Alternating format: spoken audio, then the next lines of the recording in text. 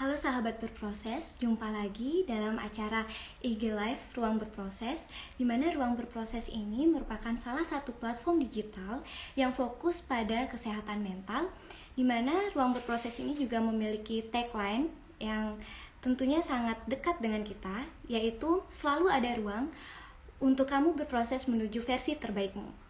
Nah, pada IG Live kali ini kita akan membahas topik yang sangat menarik, yaitu mengenai fear of missing out.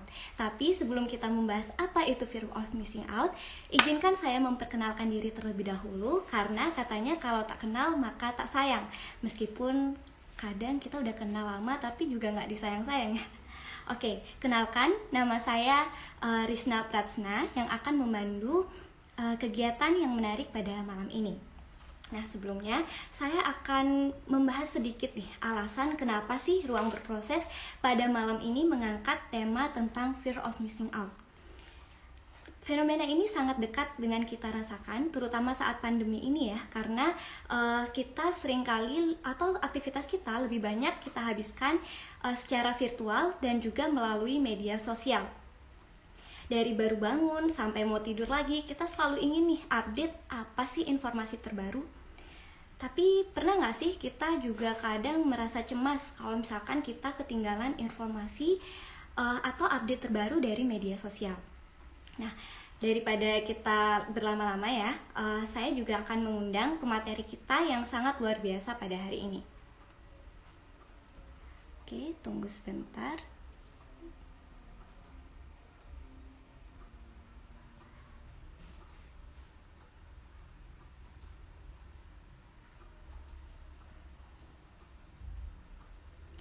Kita akan undang pemateri kita yaitu Kak Lebda.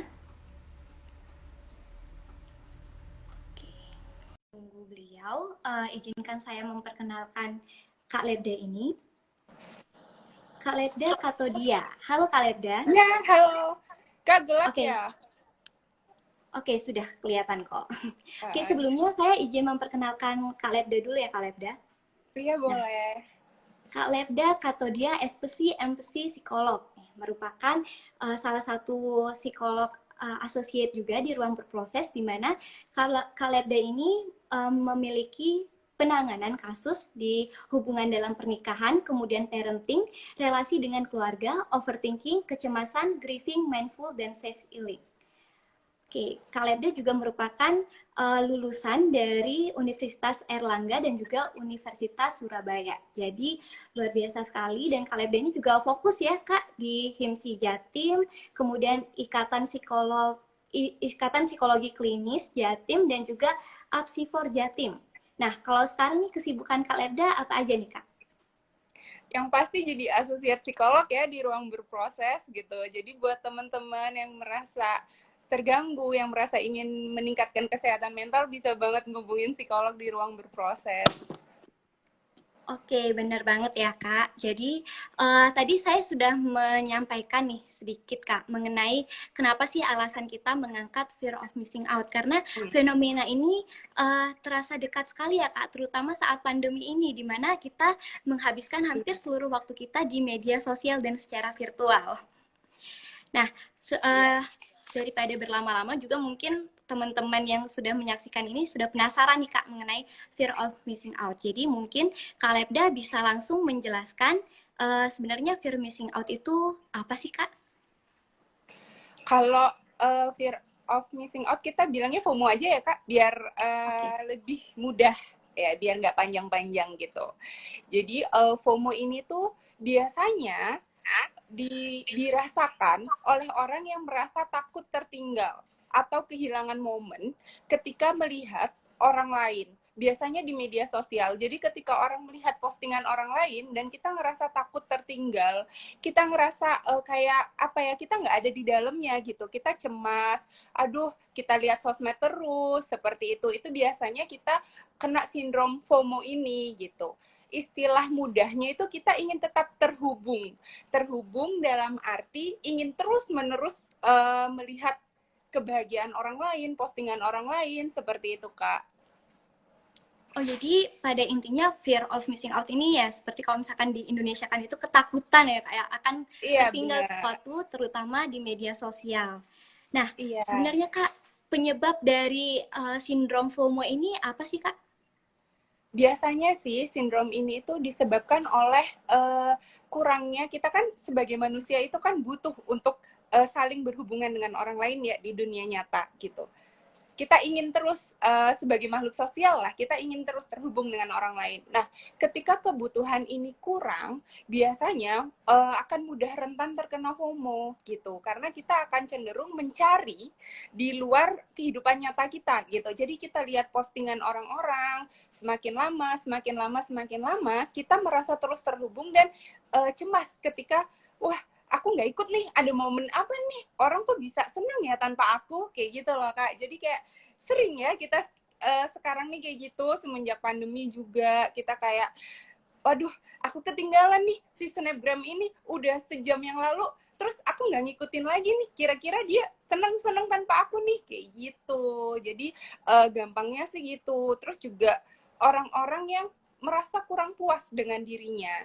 Jadi misal aku kayaknya di dunia nyata tuh kayak nggak puas nih sama diriku gitu. Jadi aku mencari kepuasan dengan melihat kehidupan orang lain, dengan ikut turut serta di kehidupan itu, padahal kita istilahnya nggak diundang kan. Maksudnya di dalam postingannya kita nggak ada, tapi kita seolah-olah ingin terus berada di dalam situ gitu Kak. Oh iya, bener banget sih. Kayaknya saya juga mungkin pernah ngalamin itu ya Kak. Jadi kalau misalkan media sosial gitu, kok orang ini ikut ini sih, sebenarnya acara ini apa sih? Jadi kayak merasa selalu tertinggal gitu. Misalkan nih, saya ikut volunteer kan nasional, tapi ngelihat teman saya udah ikut volunteer internasional, jadi kayak ngerasa, waduh, ternyata aku belum seberapa ya. Jadi malah jadinya terkesan kayak takut ketinggalan. Bener sih Kak. Jadi mungkin karena sekarang ini apa-apa dikit-dikit di media sosial ya, jadi media sosial ini memberikan Benar. pengaruh yang besar sekali terhadap kita. Oke. Nah, Mm-mm. tadi juga bahas soal kayak yang saya bilang itu membandingkan jadinya. Nah, sebenarnya Mm-mm. apakah membandingkan diri ini dan juga terutama dalam postingan orang lain ya, itu juga termasuk FOMO ya Kak ya? Berarti kalau misalkan Bisa. membandingkan kesuksesan itu. Bisa, kalau kita membandingkan dan merasa kita gagal, merasa kita sangat tertinggal, merasa orang lain jauh lebih segala-galanya daripada kita, itu bisa cenderung ke FOMO, Kak, gitu. Jadi kayak apa ya, karena media sosial juga salah satu penyebabnya gitu. Jadi kan orang itu bisa dengan mudah ya mengakses kehidupannya. Orang bisa dengan mudah memposting apa yang ingin mereka posting. Nah, kita dalam satu kali klik bisa tahu aktivitas hidup orang lain yang mungkin keliling dunia, mungkin punya keluarga yang harmonis, punya anak dan lain sebagainya. Nah, itu kita akan cenderung membandingkan diri kita dengan orang tersebut. Karena sebenarnya nih Kak, kita tuh sebagai manusia tuh punya 50.000 sampai 70.000 sel-sel yang secara alam bawah sadar itu kita ke arah negatif gitu loh Kak. Jadi kayak kita, padahal kita nggak berniat membandingkan nih, tapi begitu lihat, kok aku kayak gini ya, kok dia kayak sukses banget ya, sedangkan aku nih enggak, kayak gitu loh Kak. Wah, keren banget. Berarti 50.000 sampai dengan 70.000 sel kita ya, Kak ya. Itu cenderung ke arah negatif ya, Kak ya, berarti. Iya, Kalau misalkan tanpa tidak kita sadari. mendapatkan. Oke, oke. Ini saya juga baru tahu informasi ini dan sangat menarik sekali, Kak. Ini untuk kita bahas lebih lanjut mengenai FOMO ini. Nah, kalau Hmm. FOMO ini ada nggak sih Kak kaitannya dengan usia seseorang? Maksudnya mungkin cuman usia segini aja nih yang bisa ngadepin FOMO atau seperti apa? Sebenarnya sih segala usia bisa ya Kak merasa tertinggal, merasa takut ketinggalan momen, tapi memang paling banyak itu kita temui di usia remaja atau dewasa awal gitu. Karena intensitas penggunaan sosmednya lebih tinggi terutama. Terus usia di atas 30 ya, usia 40 itu biasanya cenderung dipengaruhi oleh pengalaman. Jadi untuk membandingkan istilahnya dengan orang lain, untuk takut tertinggal, itu mereka kayak nggak ada waktu gitu loh Kak. banyak teman-teman saya terutama yang sudah aktif bekerja ya, sudah sangat sibuk itu merasa weekend mereka tuh untuk tidur aja suatu privilege gitu loh. Mereka nggak punya banyak waktu luang untuk bisa mengakses media, untuk bisa melihat kebahagiaan orang lain dan ikut turut di dalamnya, itu nggak ada waktu biasanya. Jadi sangat amat terpengaruh sih ke usia itu gitu. Kalau kayak kita gini kan banyak waktu luang ya, pasti sering ngecek sosmed kayak gitu. Nah, itu rentan kita tuh kena FOMO jadinya. Apalagi kalau sudah edik sosmedan terus suka snapgramnya selebgram A. Diikutin terus sampai mau tidur diikutin, bangun tidur diikutin, terus ujung-ujungnya bandingin, kok aku nggak bahagia kayak dia ya gitu. Oke, benar banget sih Kak. Saya juga tadi sempat searching-searching dikit ya Kak ya. Jadi menurut salah Mm-mm. satu artikel nih di internet itu, kalau FOMO ini lebih sering dirasakan oleh generasi Y atau milenial dan juga generasi Z yang benar banget tadi seperti yang Kak Lebda nyatakan bahwa yang sangat dekat dengan media sosial. Jadi dikit-dikit itu kita update, dikit-dikit apa punya banyak Mm-mm. waktu luang lah untuk bermain media sosial. Oke Kak. Benar. Kita lanjut lagi. Tadi kita sudah membahas tentang kaitan FOMO dengan usia, jadi memang lebih dekat dengan generasi Y dan juga generasi Z. Nah, untuk selanjutnya Kak, sebenarnya ada nggak sih yang membedakan antara FOMO dengan keinginan untuk mengembangkan diri? Nah, misalkan ingin terus update tentang berita terbaru agar aware dengan fenomena sosial yang ada. Kalau bedanya itu kalau FOMO itu lebih ke rasa takut ya Kak. Rasa takut ketinggalan momen, rasa takut tertinggal dari orang lain, tidak ikut melihat kebahagiaan orang lain meskipun itu hanya lewat dunia maya gitu.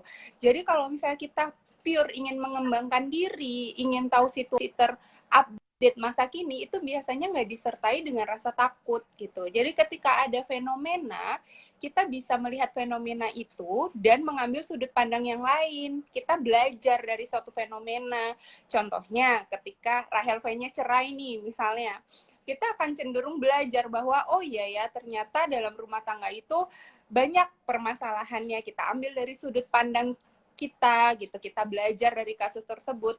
Tapi kalau FOMO, kita merasa takut nih ketika nggak tahu itu, aku kudet nih, kurang update nih, aku takut nih, kok aku kayak gimana ya, kayak ketinggalan gitu loh, teman-temanku pada kayak gini, kok aku enggak. Nah gitu Kak, jadi beda aslinya tuh justru ada di tingkat kecemasan dan kekhawatirannya gitu.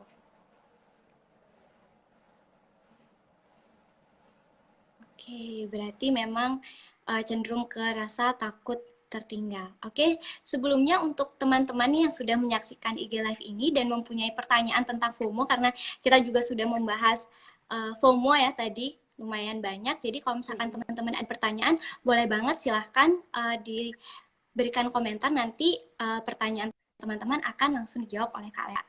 Oke Kak Lebda, jadi di sini FOMO ini memang memiliki kecenderungan ke negatif ya Kak ya? Ya, cenderungnya memang negatif.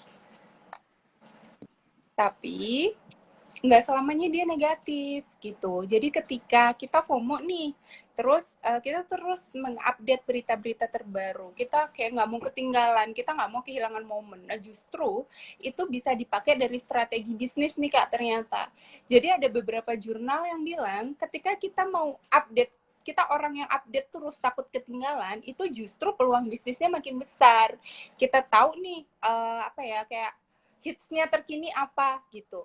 Contohnya nih, semenjak pandemi kemarin kan lagi ngehits kirim-kirim hampers, tau nggak? Pada lihat selebgram kirim hampers ini, terus dihias-hias kayak pakai besek, apa ya bahasa Indonesianya, kayak keranjang-keranjang lucu, terus dikasih daun-daun kering, kayak gitu loh Kak. Nah, ketika kita update tentang itu, kita nggak mau ketinggalan tentang tren, kita bisa nih buka usaha jualan itu, kita bisa apa namanya kayak kirim hampers dengan gratis ongkir dan lain sebagainya. Nah, itu justru malah positif gitu kalau dengan positif gitu.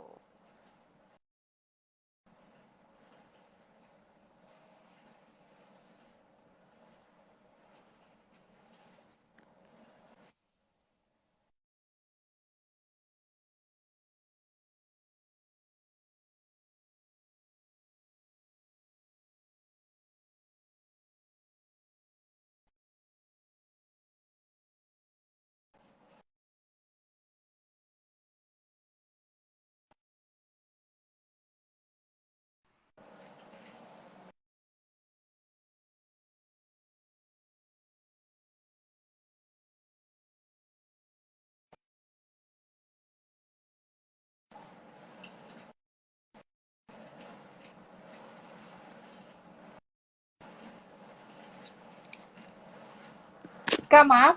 Halo?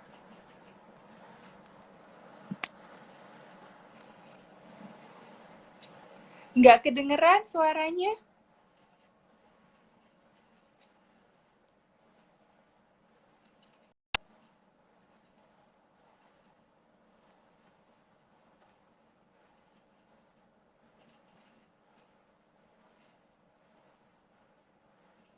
Maaf ya teman-teman, ini kayaknya masalah sinyal deh di Karisnanya. Jadi nggak ada suaranya.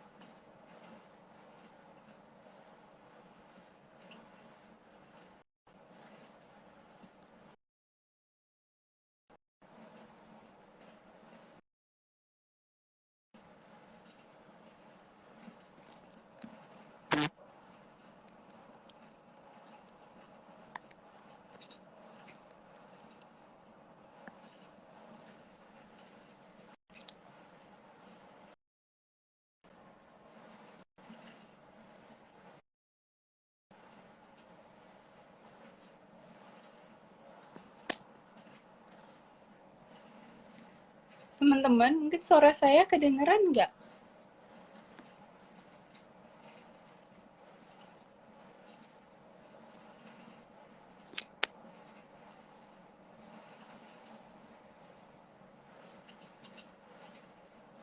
Terima kasih.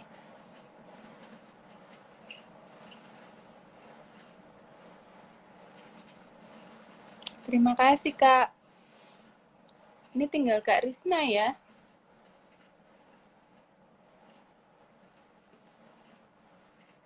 Kak, nggak kedengeran suaranya.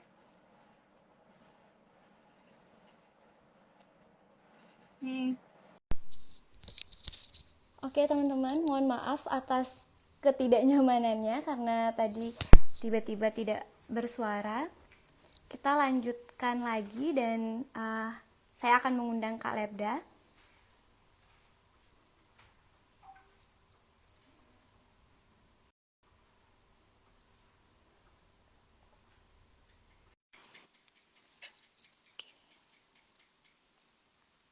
Oke, kita tunggu Kak Lebda. Mohon maaf ya teman-teman.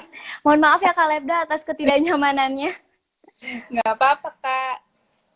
Ya, jadi Oke. tadi tiba-tiba kendala teknis ya karena memang kalau misalkan apa inilah susahnya kalau misalkan online ya Kak ya. Jadi Iya, sekali bener lagi saya mohon banget. maaf untuk Kak Lebda dan juga teman-teman yang sudah menyaksikan dari tadi. Jadi kita ulas dulu ya Kak ya tadi karena kita lanjut juga ke Betul. sesi 2 ini. Nah, jadi teman-teman tadi kita sudah membahas mengenai fear of missing out. Jadi fear missing out itu adalah ketakutan untuk tertinggal ya, terutama karena dampak dari penggunaan media sosial dan rata-rata usia yang rentan terkena sindrom FOMO ini adalah generasi Y dan juga generasi Z yang sangat dekat dan juga memiliki waktu luang untuk menggunakan media sosial. Nah, tadi kita sampai ke bisnis ya tadi ya Kak ya. Kakak membahas Iya. bahwa sebenarnya FOMO ini tuh juga bisa nih dimanfaatkan secara positif terutama dalam bisnis. Nah, mungkin Kak bisa diulang lagi penjelasannya mengenai hal tersebut.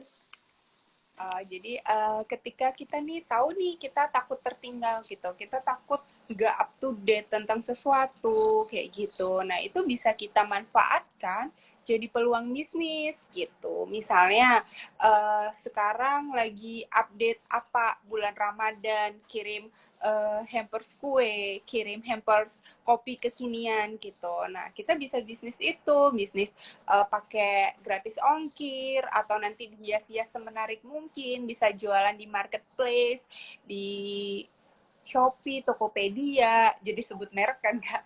Tapi itu bisa dipakai contoh gitu. Jadi ketika kita takut tertinggal itu justru membuat peluang kita malah mendapat penghasilan gitu. Jadi nggak hanya takut tertinggal karena merasa dikucilkan, merasa tidak bahagia ketika tidak ikut momen orang lain, seperti itu Kak. Oke, jadi luar biasa sekali ya. Apa namanya sebenarnya apapun itu sebenarnya ada dampak positif atau negatifnya ya kalau misalkan kita mau memilah. Meskipun tadi kita punya 50.000 sampai 70.000 sel dalam diri kita nih yang cenderung memungkinkan kita untuk melakukan hal-hal yang negatif, sebenarnya hal tersebut juga bisa kita manfaatkan atau kita kendalikan untuk kita dapat berbuat sesuatu yang positif.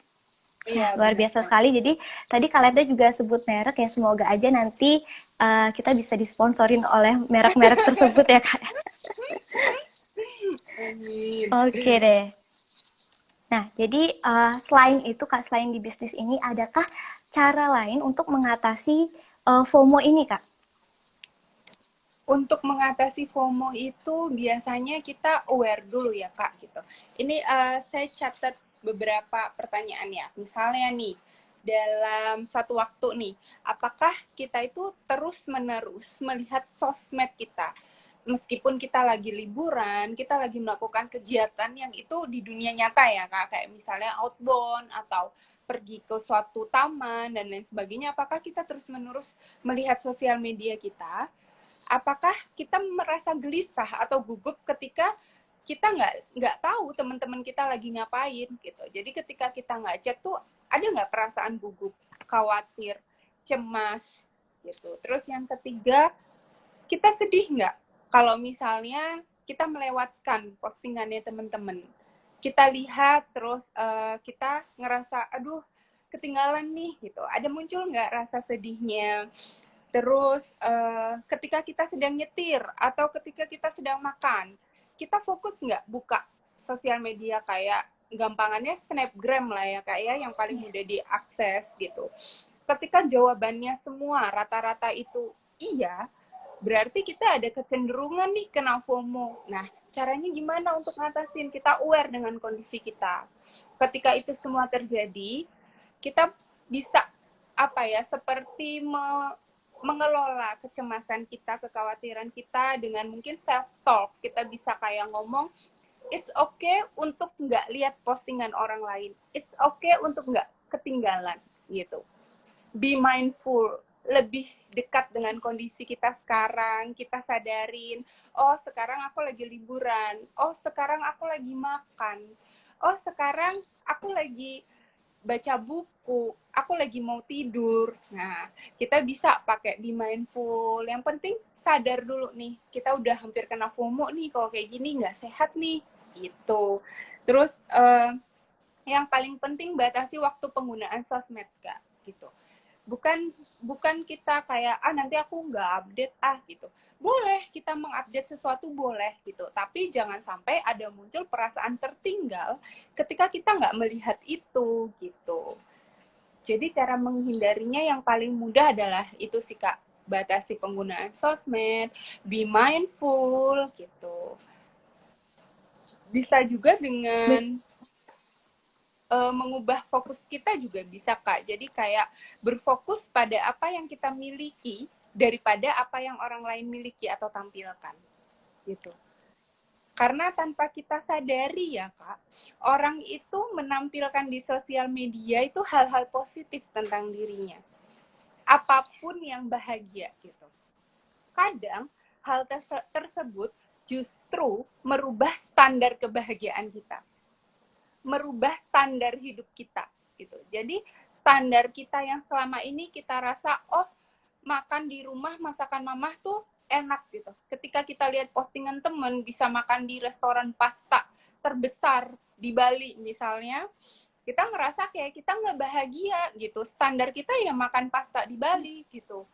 Padahal mungkin kita juga pernah makan pasta gitu. Tapi yang kita lihat cenderung apa yang tidak kita miliki gitu Kak. Wah, ini benar banget sih Kak ya. Jadi insightful banget ini. Jadi apa namanya, kita harus membatasi. Nah, ini yang sulit. Bahkan saya pun juga kadang kalau lagi makan itu bawaannya sambil nyambil jadinya. Jadi nggak mindful. Bener sih sebenarnya harusnya mindful ya Kak ya. Jadi fokus makan, jadi lebih menikmati kebersamaan seperti itu. Oke. Nah, ini ada pertanyaan juga Kak nih dari Kak Olga. Penyebabnya apa sih Kak? Kok kita bisa sampai mengalami FOMO nih? Penyebab gampangnya sih Kak, itu adalah itu tadi kita punya banyak waktu luang nih, apalagi di situasi pandemik. Pandemik itu kita nggak bisa kayak dulu kumpul-kumpul dan lain sebagainya. Kita cenderung menghabiskan waktu di rumah, scrolling sosmed, secara alam bawah sadar kita melihat kebahagiaan orang dan kita bandingkan dengan diri kita. Kita yang hanya tiduran di rumah nih, misalnya rebahan mulu. Terus kita lihat postingan orang lain yang happy, jalan-jalan, mereka makan enak, habis itu tidur di hotel dan lain sebagainya. Secara alam bawah sadar, kita akan mikir, kok enak ya jadi dia gitu. Muncullah lama-kelamaan ketakutan kalau kita nggak ngikutin hidup orang ini nih. Jadi pengen lihat terus seperti itu. Terus bisa juga dipengaruhi oleh ketidakpuasan kita di kenyataan seperti ini gitu. Mungkin kita merasa kok aku kayak gini sih, gini-gini aja hidupnya ya, nggak puas dengan diri, merasa kurang. Nah, itu biasanya kita akan mencari pengalihan di sosial media dan kehidupan orang lain gitu. Kita kayak ngerasa pengen ikut aja di postingan orang gitu, pengen terhubung terus gitu. Itu sih Kak, salah satu penyebabnya biasanya gitu. Oke, bener banget. Nah, terus Kak, kalau misalkan nih, kita tahu nih, kita sadar kalau misalkan ada teman kita, sesuai pertanyaannya Kak Olga, ada teman kita yang sepertinya ini juga terkena nih sindrom dari FOMO ini. Nah, lalu sebagai teman tentu kita ingin yang terbaik ya untuk teman kita. Nah, cara mengingatkannya agar tidak menyakiti hati teman kita ini seperti apa ya Kak ya baiknya? Kita bersama-sama aware dengan kondisinya. Kayak misalnya kita tanya nih, dia gimana sih kalau nggak lihat sosmed atau nggak lihat postingan orang gitu. Kalau dia seperti yang kita bahas tadi, dia merasa gelisah, dia merasa sedih dan lain-lain, ajak untuk mindful. Jadi nggak harus ngingetin langsung kayak, kamu kena FOMO nih, FOMO tuh katanya begini loh, begini kan, langsung dek gitu ya. Tapi be Iya. mindful gitu, ajak dia untuk balik ke kenyataan, ajak dia untuk terkoneksi dengan teman-temannya. Mungkin teman SD yang lama nggak ketemu, teman SMP, video call bareng karena masa pandemi gitu. Atau sesekali kita ajak teman kita untuk menikmati nih, misalnya deket pantai rumahnya, ke pantai dengan tetap menerapkan protokol kesehatan, atau jalan-jalan ke taman, ajak untuk melihat dunia luar gitu. Ajak untuk tetap terhubung di dunia nyata gitu kan. Jadi nggak terus-menerus dia terhubungnya di dunia maya gitu. Oke, benar banget. Sebenarnya juga fenomena ini nggak cuma mungkin di teman ya, tapi di keluarga ya kak ya. Jadi kalau misalkan lagi makan gitu, mungkin bisa, ayo nggak usah, HP-nya ditaruh aja gitu. Juga dulu sebenarnya saya juga pernah kak sama temen itu, kalau misalkan lagi ke kantin, kalau dulu ya kayak ke kantin itu ditaruh HP-nya. Jadi siapa duluan yang ngambil HP berarti dia yang bayar kayak gitu kak. Jadi sambil belajar untuk tidak selalu apa ngelihat HP seperti itu. Nah, Nah, itu ide bagus sih, Kak. Itu bisa dicontoh juga ketika kita nggak pengen nyakitin hati temen ya. Mungkin cara-cara seperti itu bisa dilakukan. oke. Nah, untuk teman-teman juga yang masih punya pertanyaan gitu ya, atau lebih penasaran lagi mengenai FOMO ini, boleh banget dituliskan di kolom komentar, nanti langsung akan dijawab oleh Kak Lebda. Nah, ini Kak Olga bertanya lagi, Kak. Nah, berarti ada kemungkinan juga ingin dapat validasi atau diterima sama lingkungan sekitar ya, Kak ya?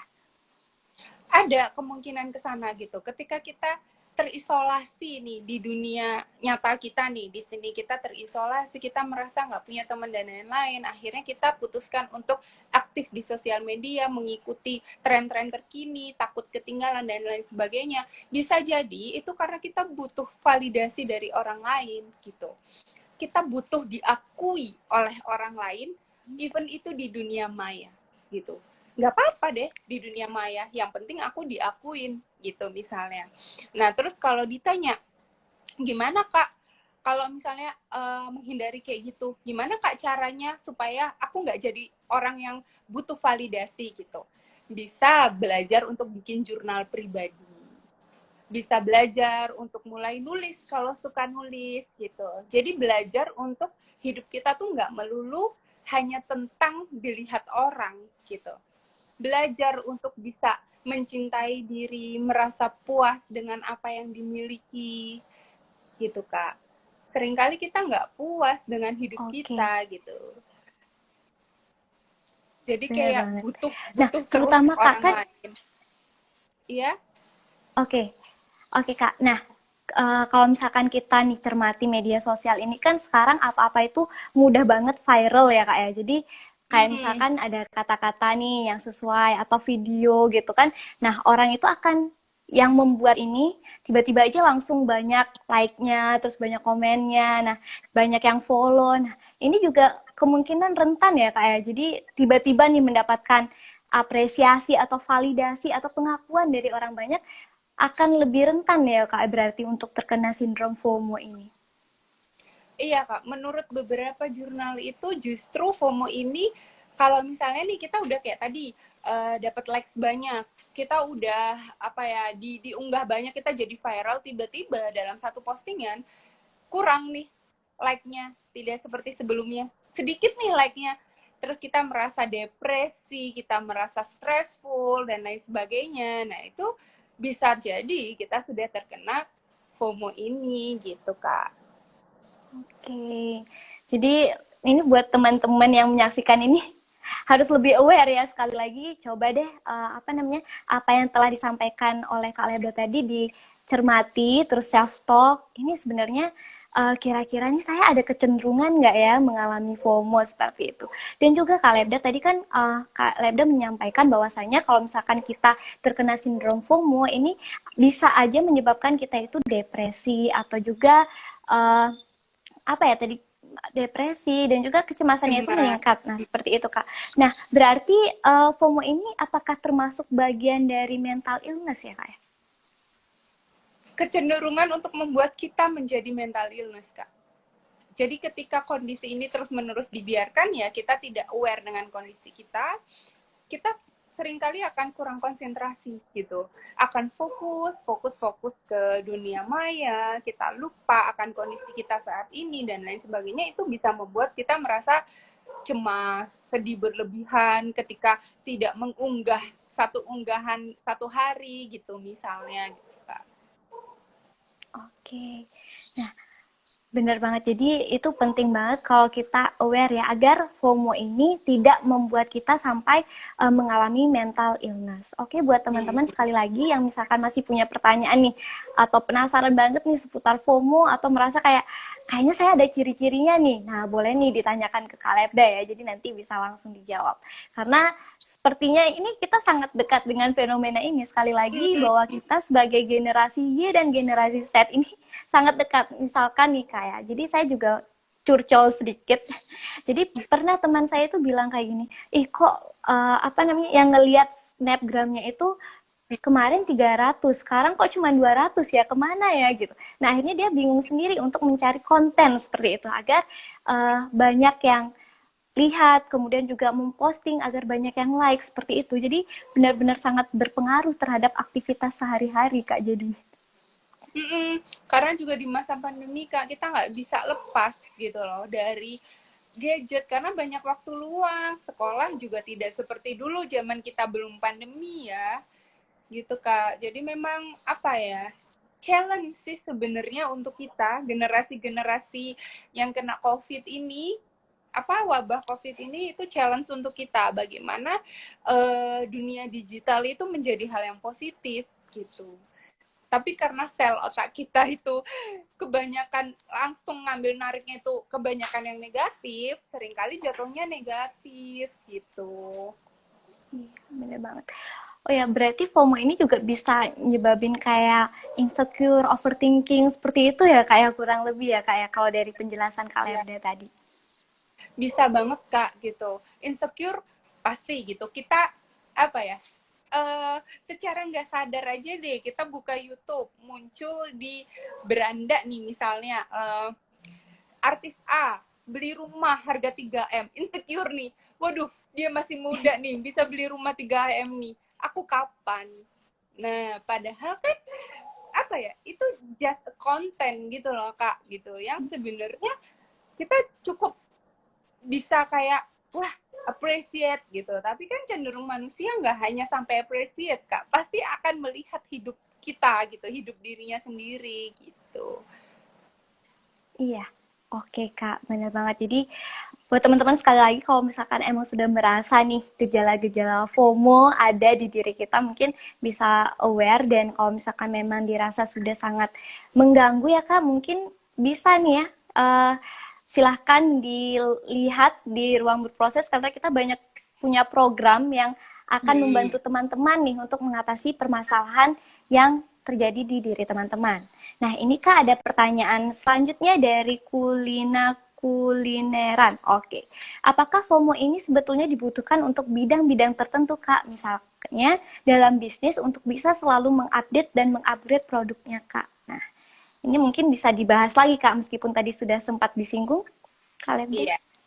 Jadi ini udah sempat kita singgung nih Kak gitu. Jadi FOMO ini tuh bisa akan menjadi positif ketika kita menyikapinya dengan positif. Nah, itu untuk peluang bisnis memang Kak. Banyak sekali informasi apa ya kayak jurnal-jurnal, terus berbagai penelitian itu yang mengatakan bahwa ketika kita punya cenderung FOMO, terus kita update tentang sesuatu yang terbaru, terus kita bisa membuka peluang bisnis, justru itu sangat mendukung gitu Kak. Contohnya nih, misal Kakak di bidang kuliner ya gitu. Terus kita mengupdate terus, kita lihat YouTube, kita masuk ke kehidupannya Tan Boy Kun kalau pernah denger, yang suka makan banyak terus pedes-pedes. Terus kita jadi kayak ngerasa hits nih makanan pedes. Oke lah, kita bikin apa misalnya pentol setan kayak gitu, pentol apa yang pedes banget, terus jadi marak di pasaran gitu. Nanti ketika kita udah terus update, oh ternyata makanan pedas itu udah biasa aja nih di kalangan masyarakat gitu. Sekarang ganti-ganti kopi kekinian nih, oke lah. Terus kita bisnis apa kopi yang apa teman sejiwa lah apalah gitu. Jadi bisa jadi gitu kecenderungan FOMO ini menjadi positif, menjadi peluang bisnis yang menambah penghasilan gitu Kak. Oke, apalagi sebenarnya sesuai apa namanya dengan pengetahuan saya kayak sedikit pengetahuan saya nih tentang media sosial. Jadi kalau misalkan di media sosial ini sebenarnya sangat terbantu karena ada fitur insight seperti itu Kak. Jadi kita bisa ngelihat sebenarnya orang-orang banyak online pada jam berapa, pada hari apa. Nah, itu mungkin bisa dimanfaatkan juga ya Kak untuk yang berbisnis online terutama pada saat pandemi ini. Iya bener Kak, sama lihat aja viewers kita tuh kebanyakan usia berapa. Kisaran kita update terus usia segitu tuh biasanya orang sukanya apa sih gitu. Orang tuh lagi hits apa nih sekarang gitu. Nah yang hits itu kita kayak cepet-cepetan ambil peluang jadinya gitu. Jualan apa yang kira-kira marak di pasaran seperti itu. Gampangannya mungkin skincare Kak. Sekarang coba apa-apa kiblatnya Korea. Di masa pandemi ini kita banyak nonton drakor dan lain sebagainya, kulit glowing, ambillah peluang jualan skincare Korea atau jual injer itu loh Kak yang kecil-kecil kalau orang nggak cocok gitu. Itu bisa jadi peluang juga gitu. Oke, luar biasa sekali. Jadi yang hadir pada IG Live malam ini ya, selain mendapatkan pencerahan nih mengenai fenomena FOMO ini juga dapat ide bisnis ya yang bisa dimanfaatkan nanti. Luar biasa sekali. Nah, teman-teman, sekali lagi kalau misalkan ada pertanyaan nih seputar FOMO gitu, boleh banget ditanyakan ya karena Kalebda akan sangat membantu ya. Apalagi nanti mungkin muncul ide-ide bisnis lainnya ya, bisa banget ya teman-teman kalau misalkan mau tahu. Luar biasa sekali Kak Lebda. Nah, uh, kemudian pertanyaan selanjutnya nih Kak. Kalau misalkan dari Kakak sendiri nih, uh, cara selain misalkan belajar mindful itu, kalau misalkan memang ternyata dia sudah mengarah ke depresi itu, kira-kira nanti penanganannya itu seperti apa ya Kak? Kalau kita sudah aware itu biasanya kalau kita hubungannya dengan depresi ya Kak ya, itu menghubungi profesional sih Kak, itu lebih tepat gitu. Mau ngubungin psikiater, mau ngubungin psikolog, mau ngubungin platform apapun, itu bebas gitu. Senyamannya kita aja gitu. Alangkah lebih baik kalau kita merasa kondisi ini sangat mengganggu kesehatan mental kita, kita merasa kita nggak bisa manage kondisi kita, itu penting sih untuk coba ke profesional gitu. Tapi selama kita bisa menerapkan tips-tips yang kayak meluangkan waktu untuk diri sendiri, mindful, membatasi penggunaan gadget atau membatasi melihat aktivitas orang lain di dunia maya. Kalau selama itu bisa dilakukan, ya nggak masalah gitu Kak. Tapi kalau misalnya, aku nggak bisa nih kayaknya kayak gitu, udahlah aku udah terlanjur nih gini-gini, ya lebih bagus untuk cari pertolongan yang profesional gitu Kak. Oke, kalau bahas pertolongan ini juga ya ke profesional ini juga sebenarnya sangat dimudahkan ya Kak dengan pandemi saat ini karena kita bisa misalkan nih ada psikolognya itu kayak saya misalkan di kabupaten saya ini belum ada ya Kak ya untuk psikolog. Jadi bisa nggak perlu jauh-jauh itu bisa memangkas biaya akomodasi dan bisa secara online aja terhubung dengan profesional dan juga sekali lagi teman-teman kalau misalkan memang sudah merasa butuh bantuan di ruang berproses ini memiliki banyak sekali program layanan yang akan membantu teman-teman seperti misalkan support group kemudian juga konseling dengan associate dan salah satunya ada Kalebda ya jadi kalau misalkan teman-teman sungkan secara umum di sini mungkin ingin mengobrol secara khusus juga dengan associate kita itu boleh banget silahkan mendaftar dan mungkin nanti bisa ngobrol lebih lanjut lagi dengan Kalebda ya untuk membahas permasalahan yang ada di dirinya. Oke, ini ada pertanyaan lanjutan lagi Kak. Kak, gimana ya saking maraknya YouTuber yang bermunculan sekarang jatuhnya berlomba-lomba menjadi viral bahkan dengan cara yang tidak baik. Nah, ini sebaiknya gimana Kak? Apakah ini termasuk FOMO? Gini Kak, kalau misalnya mereka nih berlomba, ini kita ngomongin merekanya atau kita yang nonton nih, gitu. Kalau misalnya kayak orang berlomba-lomba untuk jadi viral dan lain sebagainya, mungkin mereka juga butuh uang gitu. Buat mereka itu sebuah peluang gitu. Ketika semua, oh ternyata bikin YouTube tuh digaji per bulannya dengan viewers sekian, subscriber sekian, akhirnya berlomba-lomba gitu. Daripada capek-capek kerja, bikin konten aja, even itu nggak mendidik dan lain sebagainya, yang penting dapat uang, bisa jadi. Nah, kita yang ngelihat itu bisa dikatakan FOMO ketika kita lihat YouTube nih, terus kita kayak pengen selalu ada di dalamnya. Kita merasa ketinggalan ketika kita nggak ngelihat itu, gitu Kak. Misalnya kayak daily activity-nya si A gitu. Ketika dia update nih baru di YouTube, punya rumah baru misalnya, terus kita kayak nggak ngeliat konten itu, kita ngerasa ketinggalan, kita merasa tidak ikut serta dalam kebahagiaan dia, seperti itu. Jadi sebenarnya kembali lagi ke kita. FOMO gitu, ini, oke, kembali. Ini berarti pertanyaannya sebenarnya harus dispesifikan Kak ya, apakah kita sebagai penonton, apa kita nih yang YouTubernya, seperti itu ya Kak ya? Karena kalau dari YouTuber sih Kak, gitu kan, FOMO sendiri kan perasaan takut ketinggalan momen, gitu. Momen orang lain di dunia maya, gitu. Kita merasa kalau teman-teman kita update, terus kita nggak lihat tuh, kita kayak ngerasa ketinggalan gitu loh, apa yang teman-teman kita lakukan, gitu. Bisa jadi FOMO ketika kita lihat teman-teman kita punya channel YouTube nih, tapi kita ketinggalan. Wah, aku nggak punya nih, aku ngerasa nggak update nih, gitu. Kok teman-temanku kayak enak ya, gini-gini, kita bisa jadi FOMO, gitu. Tanpa kita benar-benar tahu tujuan kita buat YouTube tuh apa, gitu. Ketika kita buat YouTube memang untuk memperluas bisnis kita bisa bikin konten yang edukasi, kita bisa benar-benar fokus untuk apa ya, menyebarkan hal-hal positif untuk orang lain, ya kenapa enggak gitu. Tapi kalau tujuan kita hanya takut tertinggal, itu bisa jadi kita juga salah satu dari orang-orang yang FOMO ini gitu. Oke. Nah, oh ya Kak, saya juga pernah mendapatkan curhatan nih ya Kak ya. Karena juga mahasiswa psikologi nih sering banget nih ya dapat curhatan colongan seperti itu. Nah, kadang kala itu misalkan kita punya suatu momen ya Kak, misalkan ulang tahun nih Kak. Nah, terus kan beberapa itu mengucapkan ya di story snapgramnya gitu. Nah, kalau misalkan kadang kala tuh kita tuh ngerasa gitu loh, tahu siapa sih yang enggak gitu. Akhirnya jadi kayak ngerasa, wah ini kok enggak ngucapin ya, kenapa? Nah, itu kira-kira masuk FOMO juga enggak sih Kak?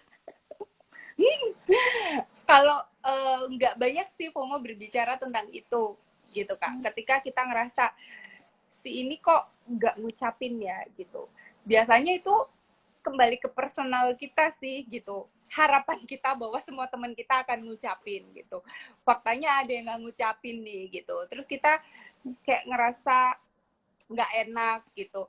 Itu belum tentu FOMO sih Kak. Tapi ketika teman kita ulang tahun, kita nggak nonton snapgramnya, kita nggak nonton live-nya, kita ngerasa kita dikucilkan, kita ngerasa sedih, nggak ikut seneng-seneng dan lain sebagainya, bisa jadi kita FOMO gitu Kak.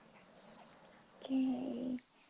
Benar banget ya Kak. Jadi mungkin nih bisa juga berarti Kak ya kalau misalkan saya cermati dari apa yang Kak Lebda sampaikan, misalkan saya nih di Bali ya, terus teman-teman saya nih di Surabaya lagi ngadain pertemuan nih, terus update story gitu. Itu terus saya ngerasa kayak wah kok saya nggak diajak ya, jadinya insecure, ini salah apa ya, kenapa kok saya nggak diajak, itu mungkin bisa FOMO ya Kak ya. Iya bisa. Padahal faktanya kan lagi jauh gitu. Gimana bisa ngajak ya? Gitu. Kadang-kadang kita lupa gitu loh Kak. Lagi kondisi kayak gini, lagi beda pulau gitu. Tapi kita kayak ngerasa, wah aku dikucilkan nih, nggak diajak. Semerta-merta kita harus ikut kebahagiaan mereka gitu loh. Harus saat itu juga hadir gitu. Padahal nanti-nanti juga nggak apa-apa untuk lihat gitu. Nggak harus detik itu juga. Oke, luar biasa sekali sih ya. Jadi benar-benar FOMO ini sesuatu yang sangat menarik dan sangat dekat dengan kita. Oh ya Kak Lerda, sebelum kita ke pertanyaan, saya ingin mengingatkan teman-teman yang hadir pada IG Live kali ini, kalau misalkan punya pertanyaan, silahkan boleh banget kepo tentang FOMO yang nanti akan dijawab oleh Kak Lerda. Karena Kak Lerda ini sosok yang sangat luar biasa sekali ya teman-teman. Jadi memang sudah melanglang buana nih di bidang psikologi klinis ya. Jadi udah paham. Oh ya Kak, tadi kan Kak Lebda bahas tentang mindful ya, dan juga Kak Lebda ini juga punya area penanganan khusus kalau di Associate Ruang Berproses itu tentang mindful. Nah kira-kira ada nggak sih Kak tips cara biar kita itu bisa mindful? Mungkin yang sederhana aja. Cara biar mindful itu latihan Kak. Nggak mudah, tapi ketika kita konsisten melakukannya, itu biasanya kita akan terbiasa gitu. Jadi misalkan nih, bangun tidur. Rasain aja, kita lagi bangun tidur, ada di kamar, kita lihat cat warna kamar kita gitu. Jadi berlatih untuk ada di kondisi saat ini gitu. Bukan bangun tidur, kita udah mikir, aku harus mandi nih, nanti habis mandi aku mau makan, habis makan aku mau berangkat, habis berangkat nanti aku ada rapat lagi, terus habis aku rapat aku pulang ke rumah, terus habis itu makan lagi, terus habis itu aku mau ngerjain tugas, habis itu aku mau tidur. Nah, mindful tuh nggak seperti itu gitu. Tapi menyadari kondisi di mana kita berada gitu. Lagi mandi nih, rasain aja air nyentuh tubuh kita, rambut kita gitu, bahwa kita lagi mandi, lagi pakai sabun gitu. Nggak mikir habis mandi mau makan apa nih, bubur diaduk apa nggak diaduk nih gitu, nggak kayak gitu. Jadi latihannya ya paling bagus sih kehidupan sehari-hari Kak gitu. Makan ya udah dirasain, oh aku lagi makan soto, ada kuahnya, enak, kurang asin, kurang manis. Bukan habis makan soto terus aku ngerjain bab 3 di ACC nggak ya sama dosenku ya habis ini ya gitu.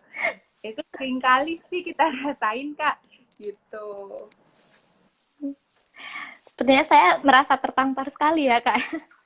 Terutama ketika mengerjakan skripsi itu, jadi ini nanti di ACC nggak ya, ini kok kayaknya DPS kok belum ngerespon ya, marah nggak ya, gimana, jadi kurang mindful, jadi merasa banget sih Kak.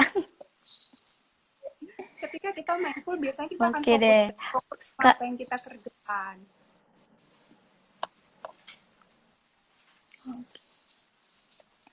Berarti belajar mindful itu sebenarnya sederhana ya Kak ya, tapi susah untuk diterapkan gitu. Sebenarnya sederhana kelihatannya. Kita hanya perlu menikmati apa yang sedang kita lakukan. Kenapa? Sebenarnya kalau secara sederhana itu kita hanya perlu menikmati apa yang sedang kita lakukan, seperti itu ya Kak ya? Iya, kita istilahnya ritme hidupnya itu nggak usah cepet-cepet gitu. Kita terbiasa Kak hidup cepat, ngerasa produktif, ngerasa sibuk, ngerasa berguna banget kalau udah sibuk banget gitu. Kita lupa kita butuh ritme dalam hidup ini gitu. Ritme yang standar aja, yang tidak tidak usah terlalu tinggi loncatannya, tapi kecil pun kita tetap loncat gitu loh Kak. Sekecil apapun progres, itu tetap progres dalam hidup kita gitu. Itu sih yang kadang kita lupa. Oke. Bahas soal ini ritme ya kak ya. Kadang-kala sebenarnya kita tuh inginnya pelan kak, tapi mungkin ini sedikit curcol juga ya kak ya. Jadi mumpung masih ada waktu sekalian ya kak ya. Jadi kadang-kala kita misalkan nih udah sampai di suatu titik, terus dengar komentar dari orang lain.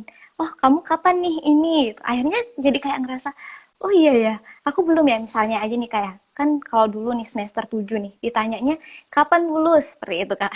Terus ketika udah lulus kapan kerja nih, terus udah kerja kapan nikah, terus udah nikah kapan nih punya anak kayak gitu. Itu yang membuat akhirnya jadi ngerasa kayak hidup ini pelarian gitu, padahal sebenarnya hidup ini perjalanan ya kak. Iya bener. Ntar kalau udah punya anak ditanya loh, kapan punya adik? Udah punya adik, kapan naik gajinya? Kapan punya usaha sendiri? Kapan itu nggak akan pernah berhenti kak gitu. Jadi pentingnya kita punya fokus dalam hidup kita gitu. Jadi ketika kita fokus untuk ngerjain skripsi, terus orang lain udah S2 misalnya, it's okay gitu, karena hidup itu kan balik lagi perjalanan bukan perlombaan gitu. Kita nggak berlomba. Toh faktanya ketika kita selesai dalam satu urusan, pasti ada urusan lain yang menanti. Kita nggak akan diem gitu aja. Setelah lulus, nggak mungkin hanya sekedar lulus, pasti akan mencari kerja gitu. Kalau kita merasa hidup ini balapan, kita capek gitu. Mau sampai kapan gitu. Lari terus. Kadang kita perlu jalan, kita perlu jeda, kita perlu istirahat gitu. Karena istirahat itu bukan berarti berhenti gitu kan. Bener banget. Oke, istirahat itu bukan berhenti ya. Bener banget. Itu mungkin buat tips buat teman-teman ya, agar tidak terlalu apa ngebut-ngebutan lah istilahnya perlombaan, kemudian berlari-lari karena ya kita harus fokus sama tujuan kita. Oke, sekali lagi teman-teman kalau misalkan masih punya pertanyaan, boleh banget ya karena kita masih ada waktu. Silahkan memanfaatkan momen ini untuk bertanya dengan Kak Lepda karena nanti akan dibantu untuk menjawab. Oke deh. Nah, mungkin nih Kak, karena kita juga sudah mepet juga ya Kak ya, sambil menunggu mungkin teman-teman ada yang mau bertanya, kira-kira nih ada nggak sih pesan dari Kak Lepda terhadap generasi muda nih dalam menghadapi fenomena FOMO ini, terutama yang memang sering banget beraktivitas di media sosial? Kalau untuk teman-teman ya generasi muda, balik lagi pesannya, ubah FOMO kalian, ketakutan kalian untuk tidak update itu menjadi sebuah peluang gitu. Kalian punya banyak kesempatan mengakses media sebanyak-banyaknya, buatlah itu menjadi satu peluang gitu. Karena nggak ada yang nggak mungkin ketika kalian tuh mau gitu. Terus yang kedua, ubah fokus kalian. Jadi belajar. Sekarang kita udah ngerti tentang FOMO nih teman-teman. Belajar untuk fokus sama apa yang kita punya daripada apa yang kita nggak punya dan apa yang orang lain punya. Jadi ketika kita punya ini, fokuslah mengembangkan ini, skill ini, apapun gitu. Karena ketika kita fokus sama apa yang kita nggak punya, kita jadi abai sama apa yang kita punya. Dan itu nggak bagus untuk diri teman-teman sendiri. Gitu. Terus yang ketiga, teman-teman bisa belajar untuk memperbanyak waktu offline. Jalin persahabatan sama teman-teman yang dulu mungkin lama nggak ketemu. Terus cari hobi-hobi yang teman-teman tinggalkan mungkin. Waktu kecil nih, suka salon-salonan, bisa nih rambut mamahnya diijet-ijet. Cari hobi yang kalian punya dulu, yang nggak bisa kalian lakukan sekarang gitu. Salah satu cara untuk membatasi penggunaan media sosial juga. Terus mulai untuk belajar menerima. Jadi gini, kalau kita fokus sama keinginan nih Kak, kita akan terus-menerus nggak ada habisnya. Ingin ini, ingin ini, ingin ini, ingin itu, ingin ini, ingin itu. Tapi ketika kita bisa menerima bahwa nggak semua hal yang kita pengen bisa kita dapetin, kita akan lebih bisa menerima kondisi kita gitu. Belajar untuk menerima, puas dengan diri kita gitu. Punya tujuan boleh, punya hal besar dalam hidup boleh, tapi diiringi dengan realita, dengan kenyataan, dengan apa yang kita miliki seperti itu.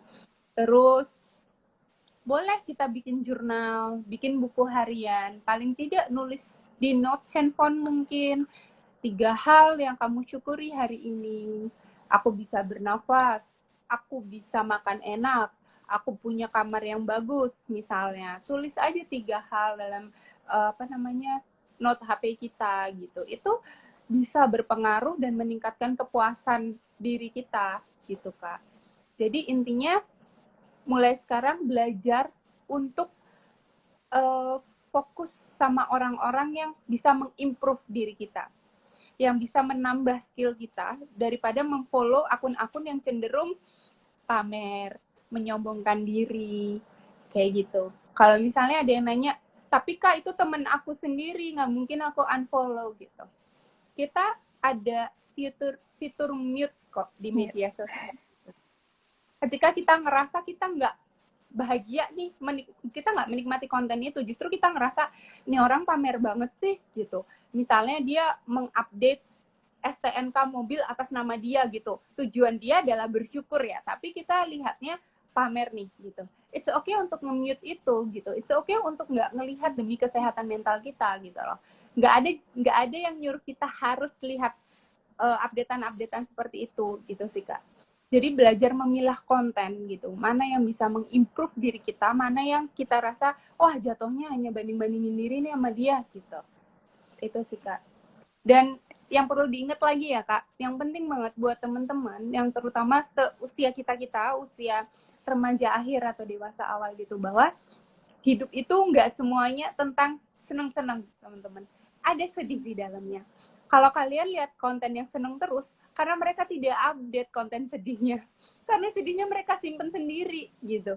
Nggak mungkin kalian lihat selebgram terus ngupdate konten sedih. Nggak laku dia endorse-nya. Apa? Hal-hal yang membuat dia bahagia pasti dia update gitu loh teman-teman. Jadi belajar memaknai bahwa hidup ini adalah tentang seneng, sedih, marah, kecewa gitu. Gak melulu yang kalian lihat di sosmed itu kejadian yang sebenarnya gitu. Kita nggak pernah tahu hidupnya orang, kita nggak pernah tahu di balik kesuksesan orang itu apa yang sudah dia lakukan, itu kita nggak pernah tahu gitu. Kalau kita bandingin proses kita dengan orang lain, nggak akan ada habisnya.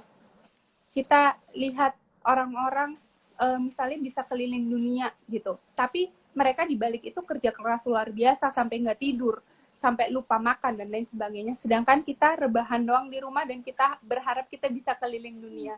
Teman-teman, itu tidak realistis gitu. Itu malah akan membuat kita semakin FOMO gitu ya Kak ya. Oke. Luar biasa sekali Kak Lebda. Jadi ini juga mungkin reminder ya buat saya juga ya dan teman-teman.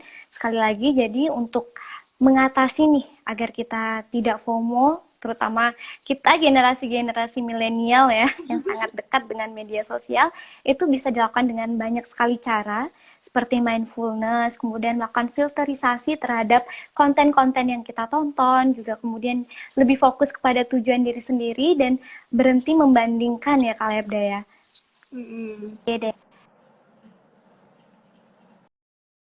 Dan juga sekali lagi teman-teman, kalau misalkan teman-teman memang merasa nih mengalami FOMO seperti yang telah tadi disampaikan oleh Kak Lebda dan itu sudah mengganggu aktivitas teman-teman, jangan khawatir teman-teman, karena di sini Ruang Berproses sudah banyak menyediakan layanan yang akan membantu teman-teman dalam mengatasi permasalahan yang teman-teman hadapi ya, seperti itu. Jadi jangan khawatir, di sini juga kita punya program support group, kemudian juga konseling dengan associate. Sekali lagi saya tidak henti-hentinya menyampaikan bahwa Kak Lebda juga salah satu associate dari Ruang Berproses. Jadi kalau misalkan teman-teman ingin nih bercerita banyak bersama Kak Lebda, itu bisa banget. Dan kita punya 5 associate ya, dan memang sudah fokus ke psikolog klinis dan memang sudah profesional. Jadi tentunya teman-teman kalau misalkan punya permasalahan yang ingin segera diselesaikan, itu bisa banget silahkan